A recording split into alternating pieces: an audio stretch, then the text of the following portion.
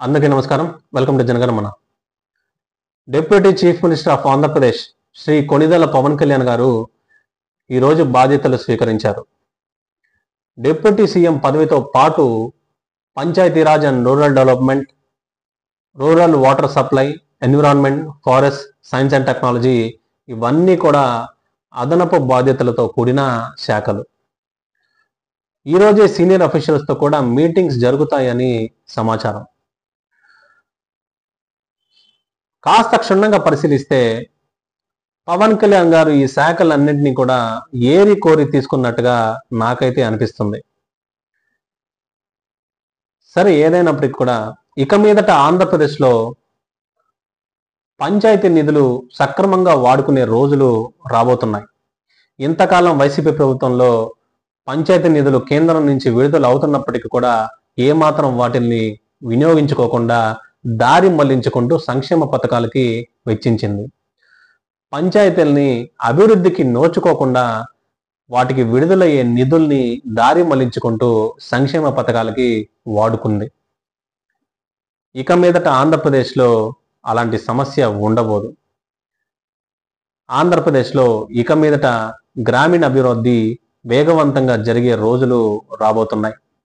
ఇక మీదట ఆంధ్రప్రదేశ్లో గ్రామీణ నీటి సరఫరా విషయంలో ఇంటింటికి కొళాయి వచ్చే రోజులు రాబోతున్నాయి.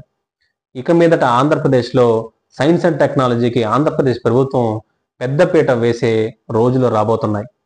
ఇక మీదట ఆంధ్రప్రదేశ్లో అటవీ సంపద పెరిగే రోజులు రాబోతున్నాయి. ఇక మీదట ఆంధ్రప్రదేశ్లో అటవీ సంపదని సంరక్షించే రోజులు రాబోతున్నాయి. ఇక మీదట ఆంధ్రప్రదేశ్లో 33% గ్రీన్ కవర్ ఆంధ్రప్రదేశ్లో రాబోతుంది.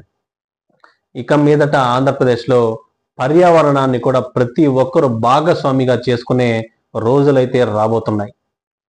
ఇంతకాలం వైసీపీ ప్రభుత్వంలో సీఎం సెక్యూరిటీ కింద సీఎం వెళ్ళే రూట్ మ్యాప్లో కనబడిన ప్రతి చెట్ని సీఎం సెక్యూరిటీ కింద నరికివేసేవారు. సీఎంకి కూడా వాటిపైన చిత్తశుద్ధి లేదు కాబట్టి ఎప్పుడు కూడా స్పందించలేదు. అందుకనే వ్యవస్థ ఎప్పుడు కూడా అదే తప్పును చేస్తూ పోతూ ఉంది. సీఎం జగన్మోహన్ రెడ్డికి పైశాచికత్వం వల్ల పర్యావరణం మీద ఎటువంటి ప్రేమ లేదనేది అర్థమవుతోంది. ఇక మీదట ఆంధ్రప్రదేశ్లో అలాంటి సమస్య ఉండబోదు. పరిశ్రమలు కూడా ఒక ఎకో ఫ్రెండ్లీ మోడ్ దిశగా కాలుష్యం విషయంలో తగిన చర్యలు తీసుకునే రోజులు రాబోతున్నాయి. ఇవన్నీ కూడా 5 సంవత్సరాల్లో జరిగిపోతాయా అంటే జరిగిపోవు అనేనే చెప్పాలి. ఎందుకంటే ఈ వైసీపీ ప్రభుత్వం ఆంధ్రప్రదేశ్ రాష్ట్రాన్ని ప్రతి ఒక్క రంగంలో 20 సంవత్సరాల పాటు వెనక్కి తీసుకొని వెళ్ళింది. అందుకని 5 సంవత్సరాల కాల వ్యవధి అనేది సరిపోదు. ప్రజలు నిరంతరం కూటమి ప్రభుత్వానికి మద్దతు పలికి కూటమి ప్రభుత్వానికి కానీ అవకాశం ఇస్తే ఆంధ్రప్రదేశ్ సుస్థిరాభివృద్ధి సాధిస్తుంది. ప్రతిపక్షాలు కూడా ఏమాత్రం గలాటాలు కానీ గొడవలు కానీ సృష్టించకుండా, అల్లర్లు కుట్రలు ఇవన్నీ కూడా చేయకుండా కానీ ఉండగలిగితే, గవర్నమెంట్ కానీ స్టేబుల్గా రన్ చేయగలిగితే ఆంధ్రప్రదేశ్ సుస్థిరాభివృద్ధి సాధించగలుగుతుంది.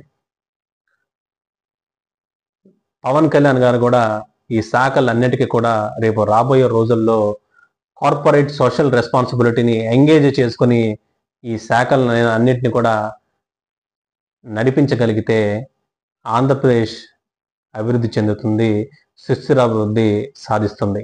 భారత్ మాతాకి జై. జై హింద్.